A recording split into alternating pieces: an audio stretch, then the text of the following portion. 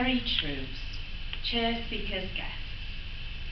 Callie stood in the five-star Hertford House Hotel in Hain in the Centre, freshly polished wood.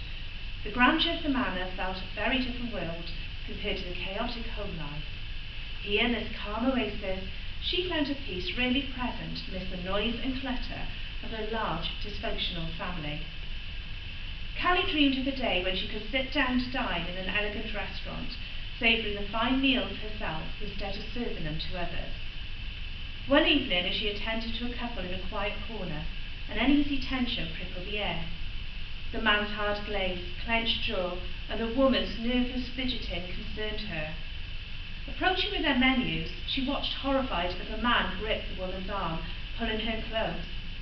His voice was low, the words too quiet to catch, but his tone unmistakably angry. A chill ran down Callie's spine. Later she poured coffee. She leaned towards the woman. Her voice barely above a whisper. "Is everything okay?" she asked gently.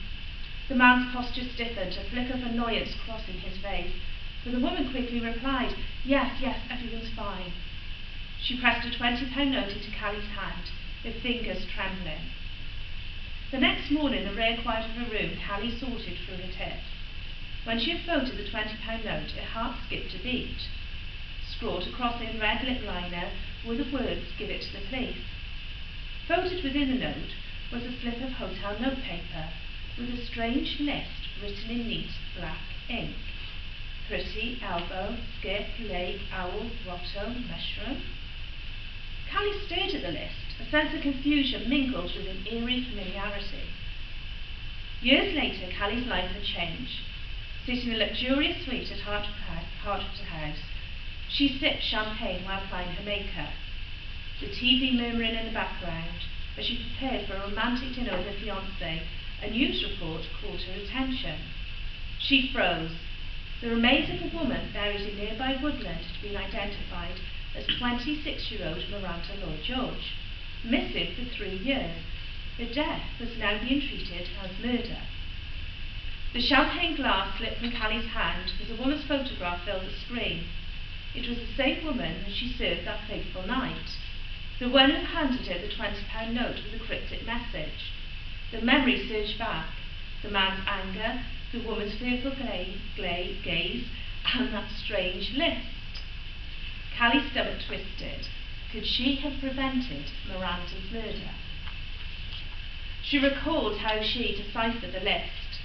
The first 3 words, pretty, elbow, skip, were coordinates from what 3 words from Hertford House entrance, a detail she came across in the hotel's brochure before an interview.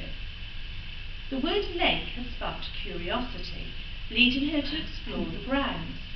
On the lake's far side she encountered a stone guardian, a large owl on a tall pillar, wings half spread, its watchful gaze cast across the water.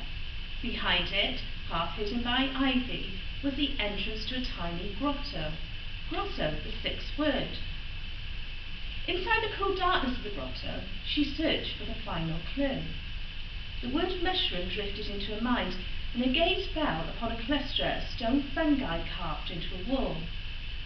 Nearby, a loose stone caught her eye. She pried it open and covered a small velvet bag filled with jewellery, rings, brooches, necklaces. Over the following months, Callie had the jewellery valued, initially assuming it to be just costume pieces, but the jeweller's reaction told her otherwise. Piece by piece, she sold the items, using the money to transform her life.